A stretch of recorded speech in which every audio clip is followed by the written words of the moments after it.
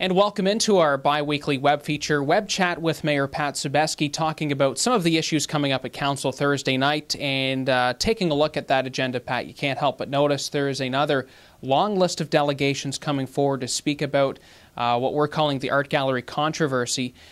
First off on this, in speaking with Fanshawe last week, I guess they're still waiting for some information from the city that they've requested. How soon will that be coming forward? The information that the board requested was they wanted to see the motion that had passed in closed council that we'd given direction to staff to start negotiations with them. So that's been forwarded to them, and some of those meetings have started taking place. So the ball is in their court then at this time? No, I think the ball's in, everybody's sort of sitting down at the table discussing options to meet their requirements, to meet the city's requirements. And of course, the city's requirements include making sure that we meet the needs of the art gallery. And in terms of the Build Canada Fund, have you submitted that the paperwork to get the transfer of that grant? No, Build Canada, we can't submit to them because we don't have a final partnership agreement. So they're sitting back waiting for that because, again, they have to make sure that the specs that were in the original Build Canada application are indeed met for the art gallery, what was indicated, the needs of the art gallery. So no, I mean, they're aware of it because the agreement requires that we notify them of potential changes. So they understand that the meetings are taking place, but we haven't submitted a request yet because we don't have an agreement with Fanshawe. One question, Pat, I get all the time about this, and I don't know, any better than anyone else. People want to know what was the initial agreement? Were dollar figures talked about with Fanshawe in terms of getting them into that building, getting the third and fourth floors done? Were there dollar figures discussed? No, but in general terms, we have a $5 million project. 5.4 if you want to count the land. There was the $3.4 million of infrastructure money, so that meant the city had $2 million invested in that property. And so people have, so it's been tossed around saying, okay, fine, if Fanshawe had started that project, basically the city's saying, we'd like to make sure we get our money out of that we've invested. Last week in London, City Council there approved spending $20 million, I think, over a decade to put Fanshawe in their downtown. Is there an expectation then that, the city and taxpayers will be, footing the bill to move Fanshawe in there?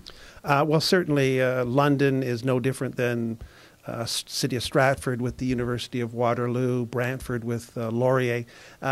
Basically, Fanshawe has $40 million worth of planned expansion into the downtown London, and the City of London has agreed to basically fund 50% of that.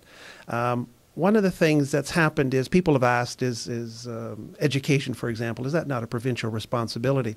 But what happens is when these grants come out to these colleges, as they're applying for federal provincial money, the feds and the provinces are saying, well, we need a commitment from the municipality that you're willing to contribute to it.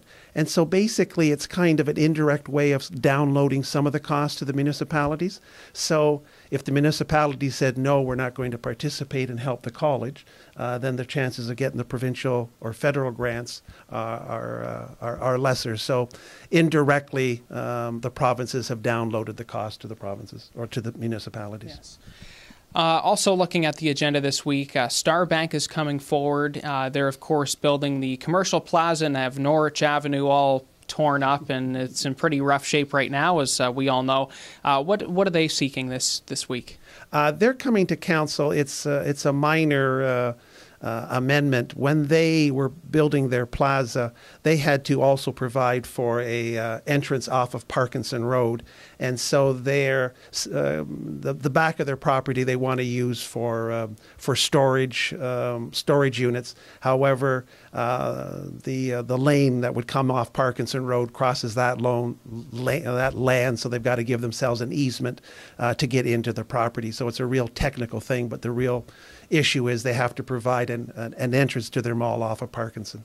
Do you get a lot of comments about the construction there and the bumpiness of the road? I've had a few people that say they've lost their car on Norwich Ave. So no, it's again something that we've passed along to the county because again during construction like that, it's important that the construction company maintain the road so it is passable. But with the rains and everything else, it's like I said, cars have disappeared. Yeah. All right. Thanks for your time today, Pat. Thank you. We'll see you Thursday night. We'll see you. Bye now. All right. Good stuff.